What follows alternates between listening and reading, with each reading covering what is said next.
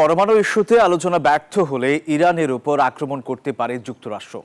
তেহরানকে এমন হুঁশিয়ারি দিয়েছেন মার্কিন প্রেসিডেন্ট ডোনাল্ড ট্রাম্প। জানান, সেই হামলায় যুক্তরাষ্ট্রের সঙ্গে নেতৃত্ব দেবে ইসরায়েল। এদিকে ইরানের বিরুদ্ধে অবিরাম মার্কিন হুমকিতে বিশ্ব এখন ক্লান্ত বলে জানিয়েছে রাশিয়া।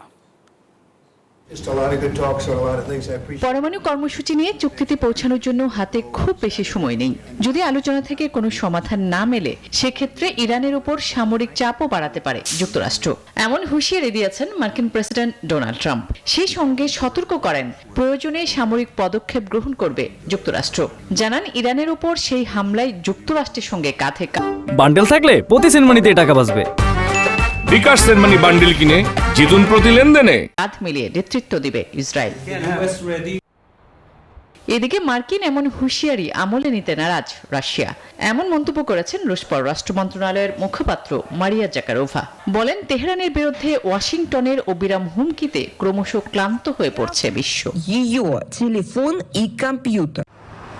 2015 সালে যুক্তরাষ্ট্রে বারাক ওবামার শাসন আমলে ইরানের সঙ্গে 3 বছরের পরমাণু নিরস্ত্রীকরণ চুক্তি করেছিল 6 শক্তিধর দেশ ব্রিটেন, ফ্রান্স, রাশিয়া, জার্মানি, চীন এবং যুক্তরাষ্ট্র। তবে 2018 সালে সেই চুক্তি থেকে যুক্তরাষ্ট্রকে সরিয়ে নিয়ে আসেন ডোনাল্ড ট্রাম্প। আসমাতুলি, নিউজ 24।